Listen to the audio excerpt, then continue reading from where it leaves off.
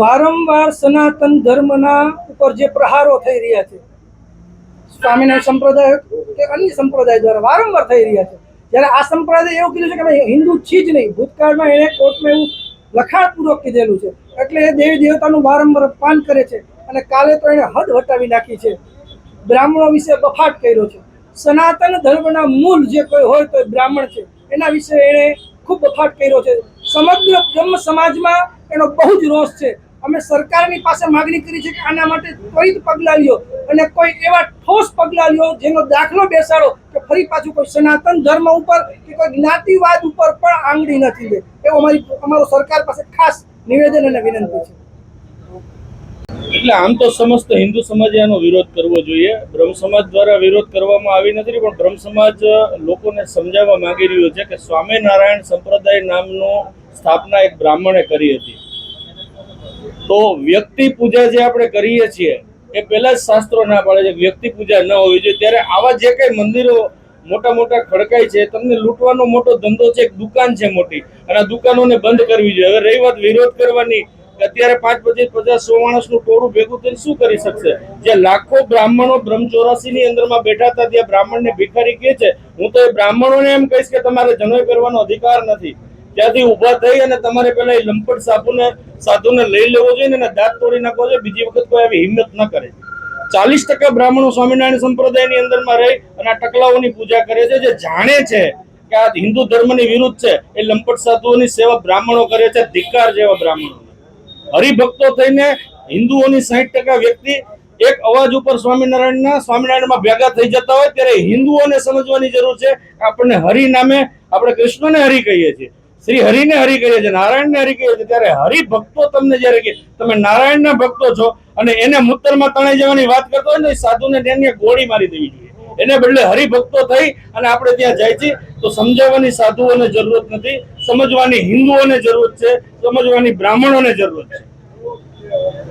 સ્વામિનારાયણ સંપ્રદાયના મંદિરો ઉપર કરવામાં આવેલ હતી, ત્યાં એક લંપટ સ્વામી સૂર્યપ્રકાશ, જેને બ્રહ્મ સમાજ વિરુદ્ધ બેફામ બફાટ જાહેર મંચ ઉપરથી કરેલ હતો, તેને સમગ્ર ગુજરાત બ્રહ્મ સમાજ વખોડી નાખે છે. અને તે સ્વામીને કહેવા પણ માંગે છે કે સ્વામિનારાયણ સંપ્રદાય જે ઘનશ્યામ પાંડે એક બ્રાહ્મણ દ્વારા બનાવેલ પંથ હતો, આજે તેમને કરોડો અબજો રૂપિયાના જે મંદિરોના કૌભાંડો કરે છે, રૂપિયા બેનામી સંપત્તિ એક ઘનશ્યામ પાંડેના નામે જ આજે એ લોકો હલાવે છે.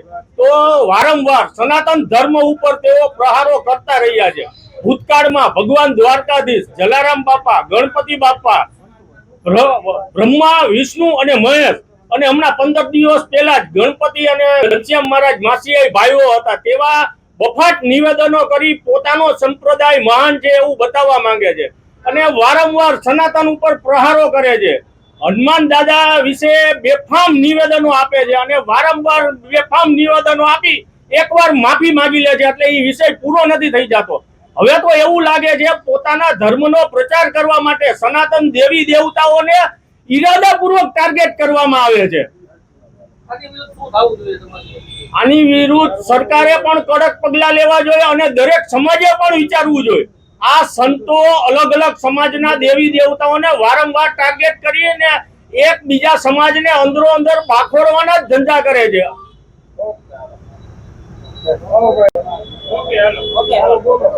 કાલે જે સૂર્યપ્રકાશ નામના સગે બ્રહ્મ સમાજ વિશે ન બોલવાના શબ્દો બોલ્યા છે, તેનાથી સમગ્ર બ્રહ્મ સમાજના અને બ્રહ્મ સમાજને લાગણીને ઠેસ પહોંચી છે. ત્યારે હું માનું છું કે સ્વામિનારાયણ સંપ્રદાયમાં આવા સાધુ હોય જ નહીં. આવા ઠગ સાધુ બની બેઠેલા છે. એટલે પહેલાં તો સ્વામિનારાયણ સંપ્રદાયના સમુદાયને પણ હું વિનંતી કરું છું કે આવા લોકોને સંપ્રદાયમાંથી બહાર કાઢવા જોઈએ અને વારંવાર આવા નિવેદનોથી સનાતન ધર્મને હાનિ પહોંચે. અને કાલે આનો જડબાતોડ જવાબ ત્યાં ને ત્યાં જ આપણે અનિરુદ્ધભાઈ દવે કચ્છમાંથી આપ્યો છે અને સમગ્ર ગુજરાતમાંથી બ્રહ્મ સમાજના વિવિધ આગેવાનોએ પણ આપ્યો છે. ત્યારે હું માનું છું કે આવા લોકોને બ્રહ્મ સમાજના કાર્યક્રમોથી દૂર રાખવા જોઈએ, બ્રહ્મ સમાજના કાર્યક્રમોમાં બોલાવા જ ન જોઈએ. ત્યારે સંસ્કૃતમાં પણ કીધું છે કે બ્રાહ્મણમ નૈવ ભિક્ષંતી શિક્ષયંતી ગ્રહે ગ્રહે. બ્રાહ્મણો ક્યારેય ભીખ માગતા નથી, પરંતુ આવનારી પેઢીને, આવનારા યુવાનોમાં, સંતાનોમાં સારા સંસ્કારોનું સિંચન થાય એટલે બ્રાહ્મણોને બોલાવી અને સ્વસ્તિક પુણ્ય વાચનના માધ્યમથી પોતાના સંતાનો સારા બને એ માટે સંસ્કારોનું સિંચન કરવામાં આવતું હોય છે. ત્યારે આવા ઠગના માતા પિતાએ પણ મને એવું લાગે છે કે એનામાં સારા સંસ્કારોનું સિંચન નહીં કર્યું હોય. માતૃ પિતૃ કૃતાભ્યાસો ગુણિતા મેતી બાલક ન ગર્ભચ્યુતિ માત્રેના પુત્રો ભવતી પંડિત. એટલે મને એવું લાગે છે કે આના માતા પિતાએ પણ ફરીથી બ્રાહ્મણોને બોલાવી અને એની માફી માંગવી જોઈએ અને ફરીથી આવા ઠગના સારા સંસ્કારો આવે એ માટે બ્રાહ્મણો પાસેથી વિધિ વિધાન કરાવવું જોઈએ. એ જ અભ્યર્થના. અને આવનારા સમયમાં બ્રાહ્મણો પણ આનો જડબાતોડ જવાબ આપશે. ત્યારે આનાથી બ્રહ્મ સમાજની લાગણીને ઠેસ પહોંચી છે અને હવે પછી કોઈ પણ સંપ્રદાયના કોઈ પણ આવું બ્રહ્મ સમાજ વિશે બોલશે તો એનો પણ અમે જડબાતોડ જવાબ આપશું. જય પરશુરામ. એ જ અભ્યર્થના.